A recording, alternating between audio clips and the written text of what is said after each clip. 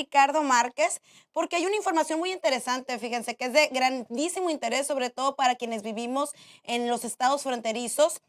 Sellarán 20 puntos en la frontera para frenar el tráfico de armas, se van a llevar a cabo una serie de acciones y para eso Ricardo tiene la información, Ricardo es analista en seguridad. Ricardo, muy buenos días, te saludo. Buenos días, Priscila, con el gusto de saludarte a ti y a tu auditorio. Ricardo, ¿dónde se va a llevar a cabo este operativo?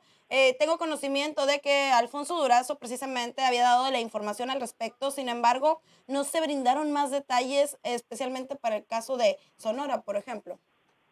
Sí, no, es un pronunciamiento general que forma parte de las medidas que está tomando la autoridad para contrarrestar el problema del ingreso al país de armas de fuego de manera ilegal. No hay mayor precisión al respecto. Sin embargo, yo quisiera apuntar que esta es una medida que se ha tomado de manera periódica en distintos gobiernos y que desafortunadamente los resultados no han sido lo que todos quisiéramos. Y ah, otro problema que tiene es que no basta con sellar 20 puntos en la frontera. La frontera es muy grande, muy amplia, la frontera que tiene México con Estados Unidos. Entonces tendría que hacerse un esfuerzo mucho mayor para poder realmente llevar a cabo un esfuerzo mucho más integral, mucho más completo, que promueva o que inhiba el alto nivel de ingreso de armas ilegales provenientes de Estados Unidos en nuestro país. Ricardo, ¿y tendrá un tipo de duración o ya se queda de manera permanente? Seguramente es de manera temporal. Cada vez que hay un problema, digamos, que surge un problema de orden criminal que puede atribuirse a armas que vienen de Estados Unidos, siempre la autoridad de manera temporal dice, bueno, vamos a blindar la frontera para evitar el ingreso de estas armas. Y después de un tiempo se relaja la medida y por necesidades también del servicio se asignan esos elementos a otras actividades. Seguramente será temporal.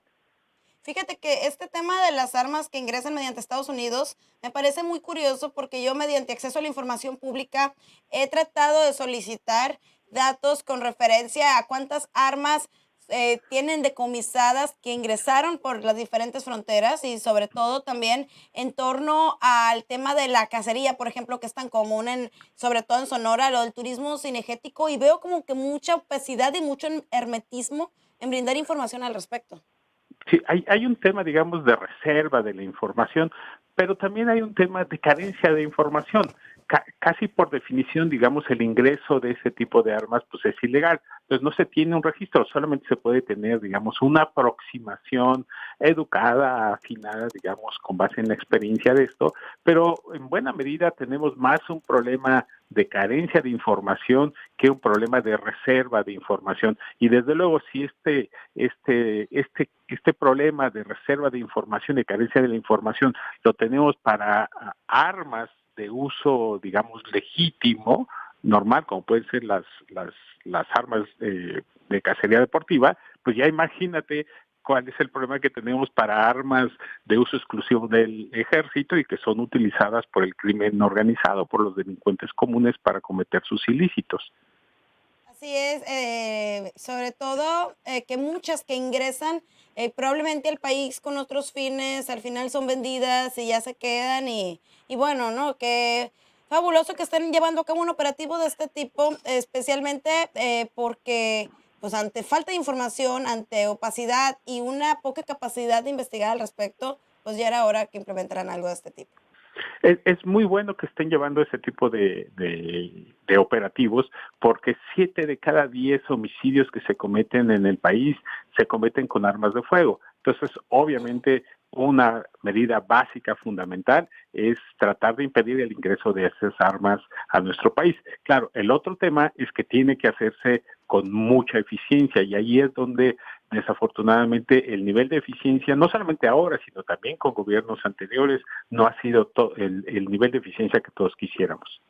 Oye, Ricardo, ¿y tendrás tu conocimiento sobre cuál es el tipo de armamento más frecuente que ingresa mediante Estados Unidos? Porque todas estas armas como la AK-47 Cuerno de Chivo, que ni Sí. siquiera pues son legales en México, el ejército ni siquiera las maneja, o como cuál será la más recurrente. No, las más recurrentes son las armas que utiliza la delincuencia común, o sea, solamente por facilidad de ingreso y por cantidad. Desde luego, un tema preocupante es que cada vez hay una proporción mayor de armas automáticas, como los cuernos de chivo, y que son utilizadas armas de alto calibre que son utilizadas por el crimen organizado, no solamente para enfrentamientos entre ellos mismos, sino también para agredir a la autoridad. Así es, pues enhorabuena por este tipo de operativos, esperemos que tengan buenos resultados, Ojalá, esperemos que no salga pues más caro el caldo que las albóndigas y que traiga resultados provechosos para nuestro país. ojalá que todo salga bien. Excelente, muchas gracias, Ricardo. Al contrario, Priscila, gracias a ti. Adiós. Ya son 6 de la mañana con 54 minutos. Algo de lo que tenemos en proyectopuente.com.mx